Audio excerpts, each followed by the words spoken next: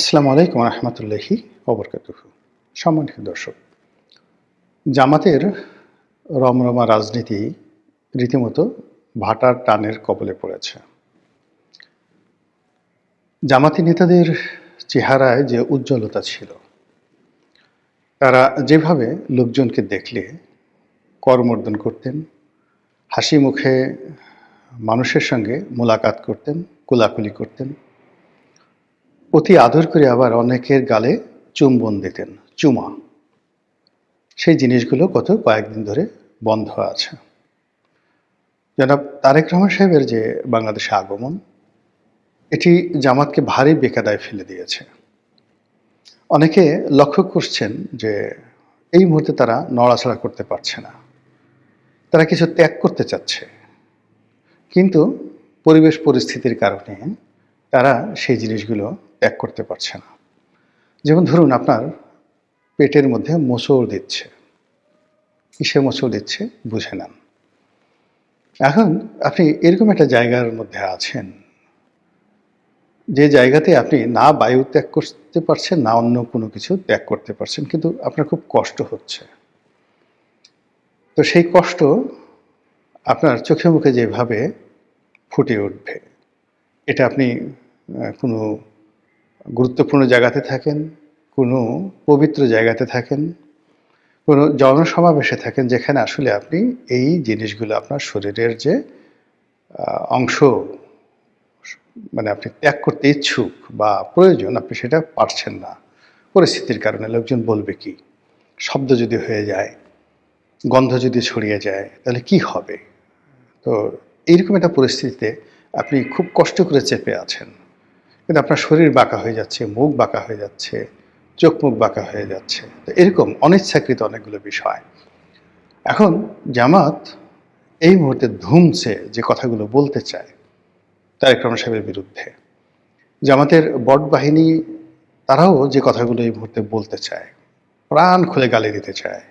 তারা শেখ হাসিনাকে যে ভাষায় গালাগাল করেছে, তারপর যে ভাষায় যারা স্বাধীনতার পক্ষের শক্তি রয়েছে, মুক্তিযোদ্ধা রয়েছেন, তাদেরকে যে ভাষায় তারা গালাগাল করেছে, তার চেয়ে জঘন্য এবং নিকৃষ্ট ভাষায় এখন তারা জনাব তারেক রহমান সাহেব এবং বিএনপির কিছু শীর্ষ নেতৃবৃন্দ যারা তারেক জিয়াপন্থী, তাদেরকে গালাগাল দিতে চাচ্ছে, কিন্তু এটা সম্ভব হচ্ছে না। এর কারণ হলো, এখন সারা বাংলাদেশ তারেক রহমান সাহেবের যে জ্বরে, সেই জ্বরে আক্রান্ত। দেশের বড় বড় শিল্পপতি, বড় বড় গ্রুপ অফ ইন্ডাস্ট্রিজ, যারা সেই গত 14-15 মাস ধরে জামাতকে যাকে বলে হাদিয়া দিচ্ছে, জামাতের দাবিদারি করছে, অনেকে জামাতের যারা নেতাকর্মী রয়েছেন তাদেরকে তাদের অফিসের চাকরি টাকরি দিয়ে রীতিমতো ধরে নিয়েছে যে জামাতই রাষ্ট্র চালাচ্ছে এবং আগামীতে জামাত রাষ্ট্র চালাবে। কিন্তু তারেক রহমান সাহেবের আগমন উপলক্ষে এই পুরো জিনিসটা এলোমেলো হয়ে গেছে, এবং এখন আর লোকজন কেউ জামাতকে চিনতে চাচ্ছে না, না চেনার ভান করছে। এটা খুবই অবমাননাকর। একটা সমাজে, একটা সংসারে বা একটা মাহফিলে আপনি যখন একটা বড় চেয়ার নিয়ে বসে থাকেন এবং সব মানুষ যখন আপনাকে প্রিভিলেজ দিতে থাকে, এরপরে হঠাৎ করে অন্য এক কুতুব এলেন, অন্য একজন মেহমান এলেন, এবং তাকে সবাই মেহমান আজিম, মানে প্রধান মেহমান হিসেবে বরণ করে নিল। আপনার অবস্থায় কী হবে একটু বোঝার চেষ্টা করুন। তো এই গত 14 মাসে বাংলাদেশ পুরো রীতিমতো জামাতময় ছিল। জামাতের বাইরে রাজনীতি নেই, জামাতের নেতাদের বাইরে কোনো নেতা নেই, জামাতের যে আমির, তার উপরে বাংলাদেশে কোনো সুপ্রিম লিডার নেই। তিনি যা বলেন তাই খবর, তিনি যেখানে যান সেদিকে ক্যামেরা যায়, তিনি হাসলে বাংলাদেশ হাসে, তিনি কাঁদলে বাংলাদেশ কাঁদেন, তার যা ইচ্ছা তাই তিনি করেন, জাস্ট লাইক মানে একজন কি বলবো, আমিরুল মুমিনিনের মতো। কিন্তু যেই মুহূর্তে 25 তারিখে, ডিসেম্বর মাসের 25 তারিখে তারেক রহমান সাহেব আসলেন, সারা দেশের মানুষ তারেক রহমান সাহেবকে নিয়ে, তার স্ত্রী, তার কন্যাকে নিয়ে, এমনকি তার বিড়ালটাকে নিয়ে, মানুষের যে আগ্রহ, যেভাবে মানুষ তারেক রহমান সাহেব, তার পরিবার, তার মা, তার বিড়াল সব কিছু নিয়ে যে খুশিতে তারা যে টগবগ করছে, এটা সব মানুষ সহ্য করলো। জামাতের পক্ষে আসলে এই জিনিসটি সহ্য করা খুবই কঠিন একটা বিষয়। ফলে জামাতের কিন্তু মন খারাপ। আমি কয়েকজন নেতাকে দেখলাম, তারা যেভাবে কথা বলেন সচরাচর গত 14 মাসে, তাদের যে ধরনের ড্রেস কোড থাকে, তাদের চেহারায় যে ধরনের একটা দ্যুতি থাকে, প্রায় সবকিছুই ফ্যাকাশে বিবর্ণ হয়ে গেছে। তারা তারেক রহমান সাহেবকে স্বাগত জানাতে চাচ্ছে, কিন্তু সেই অন্তর থেকে স্বাগত জানানোটা হচ্ছে না। জামাতের আমির স্বয়ং একটি যাকে বলে ছোট্ট একটি স্ট্যাটাস দিয়েছেন, জনাব তারেক রহমান সাহেবকে সপরিবারে সুস্বাগতম জানিয়েছেন। এখন এই যে সপরিবারে সুস্বাগতম, এটি নিয়ে প্রথমে বানানে ভুল হয়েছে। তো বানান যখন তিনি 3 বার করে ঠিক করলেন, ছোট্ট একটি শব্দ, সবাই বলার চেষ্টা করলো ছি ছি ছি, এত বড় একটি রাজনৈতিক দল, সেই রাজনৈতিক দলের আবার যিনি আমির, একটা স্ট্যাটাস তিনি বাংলায় লিখতে পারেন না, তাও ভুল হয়। পরে যখন তিনি সেই শব্দগত যে বানান ত্রুটি, সেই ত্রুটি দূর করলেন বটে, কিন্তু পরবর্তীতে দেখা গেল যে যে শব্দটি প্রয়োগ করা হয়েছে সেই শব্দটিও বাংলা ব্যাকরণ অনুযায়ী যথাযথ হয়নি। যেমন সপরিবারে, তো সপরিবারে এই শব্দটি সঠিক নয়, বা সুস্বাগতম এই শব্দটি সঠিক নয়, স্বাগতমই যথেষ্ট। এখানে সুশব্দটি যুক্ত করা হলে মানে দ্বৈত, এখানে দ্বৈত ইতিবাচক শব্দ হয়ে যায়। তো এই বিষয়গুলি নিয়ে খুব আলাপ আলোচনা হচ্ছে। কেউ হয়তো মস্করা করে বলছেন যে জামাতের আমিরের উচিত ছিল আরবিতে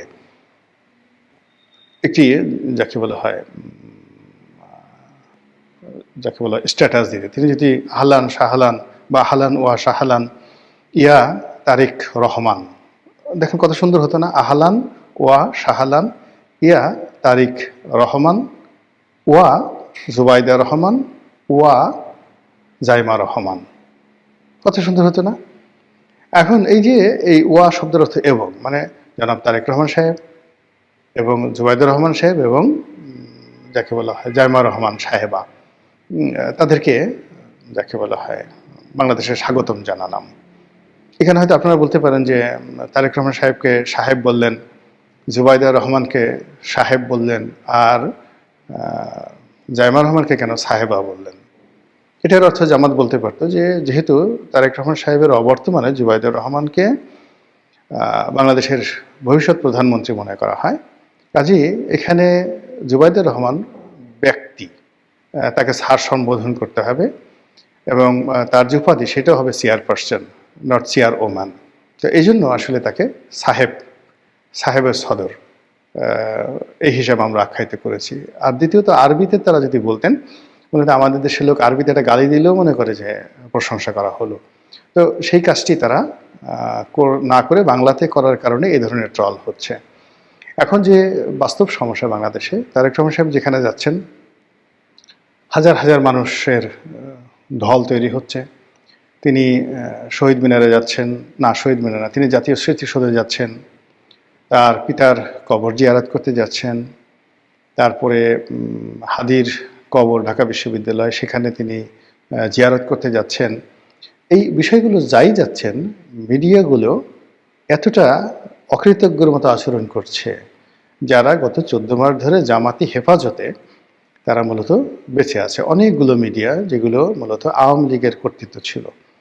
তো যদি জামাত না থাকতো, এদেরকে সেই যারা যাকে বলা হয় সমন্বয়ক, কিংবা যারা এই নতুন বিপ্লব, যেটাকে লাল বিপ্লব বলা হয়, তো সেই নতুন বিপ্লবের যারা অধিকর্তা, এমনকি যারা বিএনপির হর্তাকর্তা, তারা জামাত না হলে অনেক মিডিয়া হাউসকে তছনছ করে দিত। প্রথম আলো, ডেইলি স্টার কী হয়েছে, তার চেয়ে বেশি তছনছ করা হতো। তো যে জামাত তাদেরকে এই গত 14-15 মাস ধরে বাঁচিয়ে রেখেছে, এই মিডিয়াগুলো তাদের ভোল পাল্টাতে, চোখ পাল্টাতে একটা মিনিটের সময় নেয়নি। তারেক রহমান আসছে, খবর দিবেন বা সেটা প্রচার করলে হয়, কিন্তু সেটা কন্টিনিউয়াসলি লাইভ করতে হবে, দেখাতে হবে, সেটা নিয়ে সকাল বিকাল তিনি কি খাচ্ছেন, কোথায় যাচ্ছেন, বাসার গেটের সামনে কারা দাঁড়ানো, তার পিছনে কে, সামনে কে, এই জিনিসগুলো মিডিয়াতে যেভাবে আসছে, এটা জামাতের সহ্য হচ্ছে না। জামাত মূল ব্যাপার হলো যে আমাদের তো অনেক কিছু আছে, আমাদের সেই ইতিহাস আছে, সাহিত্য আছে, সংস্কৃতি আছে, ইমান আছে, একিন আছে, দাড়ি আছে, টুপি আছে, পাজামা আছে, আরও কত কিছু আছে। তো সেইগুলো নিয়ে তো তাদের কোনো মাথা ব্যথা নাই। আমরাও তো বিড়াল পুষি, আমাদের অনেকের বাসায় বিড়াল আছে, কিন্তু আমাদের সেই বিড়াল নিয়ে কেন লোকজন আধিক্যতা দেখায় না? আমাদের অনেকের মেয়ে বিড়াল পুষে, ছেলে বিড়াল পুষে, তো সেগুলো নিয়ে কেন লোকজন খবরাখবর রাখে না? তা না রেখে তারেক রহমান সাহেবের মেয়ের বিড়াল সেটিকে নিয়ে কেন এই আধিক্ষেপটা করা হচ্ছে। তো এই পুরো বিষয়গুলো নিয়ে জামাতের মন খারাপ হবে, ঈর্ষা হবে, এটা স্বাভাবিক। এগুলো গেল ট্রলের কথা। এবার সিরিয়াসলি কিছু কথা বলি। সেটা হলো জামাত গত কয়েক মাস যাবৎ যে রাজনীতির হিসাব করে এগুচ্ছে, সেখানে তাদের যে সকল প্রোডাক্ট, বাই প্রোডাক্ট, তাদের প্রকাশ্য সংগঠন, গুপ্ত সংগঠন, তাদের প্রক্সি সংগঠন, সব মিলিয়ে প্রায় ১.৫ ডজন মানে ১৮টি মতো সংগঠন গোপনে এবং প্রকাশ্যে গত ১৪-১৫ মাস ধরে বাংলার মানুষকে কনফিউজড করে রেখেছে। তারা নিজেরা কখনো দ্বন্দ্ব করে, সংঘাত করে, তারা কখনো বিএনপির পেছনে লাগে, কখনো আওয়ামী লীগের পিছনে লাগে, কখনো ডক্টর ইউনূসের পিছনে লাগে, কখনো এমনকি জামাতের পিছনে লাগে। কিন্তু আসলে এই গ্রুপগুলো সবই হলো প্রক্সি গ্রুপ।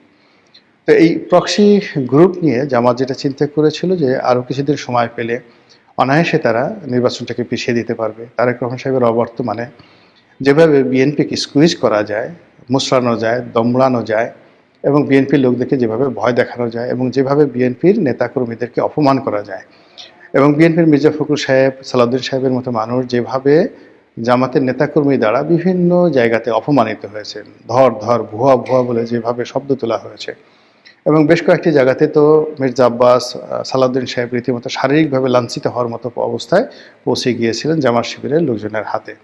তো এই দৃশ্য আমরা দেখেছি। অন্যদিকে ডক্টর মোহাম্মদ ইউনূসের যে অফিস, সেই অফিসে গিয়েও জামাতের লোকজন যেভাবে তারা তোয়াজ তদবির পেয়েছেন, ঠিক উল্টো হয়েছে বিএনপির ক্ষেত্রে। বিএনপির যারা নেতৃবৃন্দ গিয়েছেন তাদেরকে গলায় মালা পরে তারপর শেষে প্রোটোকল মেনটেন করে যেতে হয়েছে।